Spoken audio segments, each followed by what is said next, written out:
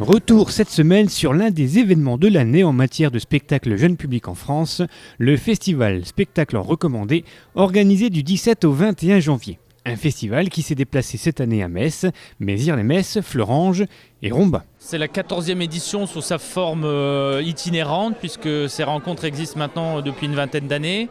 Et c'est la Fédération de la Moselle, de la Ligue de l'enseignement, qui a candidaté maintenant il y a 2 ans pour proposer d'accueillir cet événement qui est quelque chose d'assez marquant en tout cas pour à la fois les structures locales et pour la fédération en termes de dynamique qu'on pourrait développer sur le département. Une dynamique caractérisée par la programmation d'une vingtaine de spectacles à destination du réseau de la Ligue de l'enseignement, mais aussi pour d'autres réseaux comme celui des MJC, des programmateurs de scène nationale ou autres lieux culturels.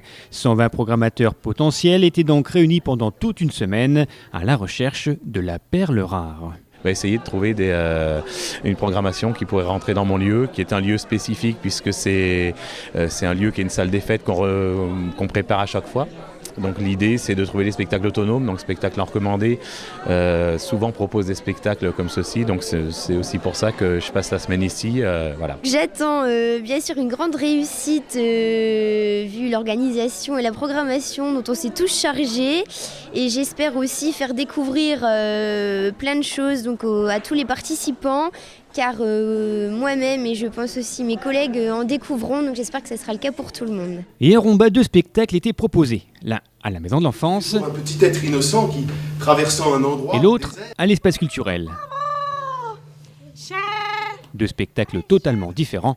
D'un côté, du conte avec une compagnie bretonne, et de l'autre, du théâtre, des jeux d'ombre, de la magie, des princes et une sorcière, par une compagnie venue tout droit d'Italie. 2 spectacles proposés après une longue et difficile sélection. C'est un groupe national spectacle vivant donc, qui est constitué de délégués culturels de la Ligue de l'enseignement. Il y en a une vingtaine qui visionnent à peu près 1000 spectacles dans l'année et qui fait un choix sur 60 spectacles dans un premier temps et sur les 20 à la vingtaine qui sont proposés après à spectacle en recommandé. Et si le public était composé principalement de programmateurs, ce festival avait également comme objectif de faire découvrir aux autres ce monde fascinant du spectacle jeune public.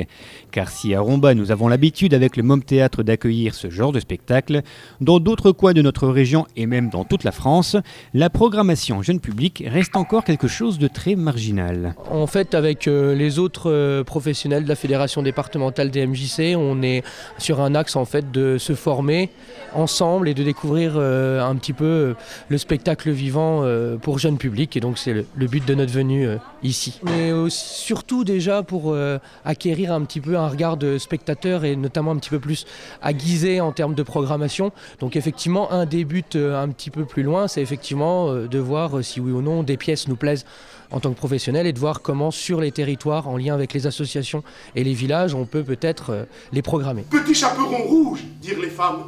Cours jusqu'à ta maison. Du côté des compagnies, la participation à ce festival peut être considérée comme une véritable chance, une occasion unique de montrer leur spectacle aux programmateurs et de signer pourquoi pas d'éventuels contrats. C'est le cas notamment pour la compagnie italienne, rencontrée ce jour-là à l'espace culturel. Pour nous, c'est un peu, oui, c'est la première fois, donc c'est une nouvelle expérience. Et j'espère que le spectacle sera plaît, oui, on dit sera plaît. Et donc aux enfants et aux opérateurs aussi. Nous avons réfléchi sur le fait que les publics français, oui, c'est différent parce qu'en Italie, on a plus de bruit, d'interaction, mais nous avons aussi rencontré que le public français, c'est plus attente, c'est plus, oui, plus en communication, oui, en communication profonde. En Italie, nous sommes un peu plus... Bye bye. Pendant toute une semaine, ce grand marché culturel a donc permis aux uns de se montrer et aux autres d'affiner leur prochaine programmation. Mais, et c'est une bonne chose de la part de la Ligue de l'enseignement de l'avoir fait, c'était de proposer également ces spectacles aux plus petits.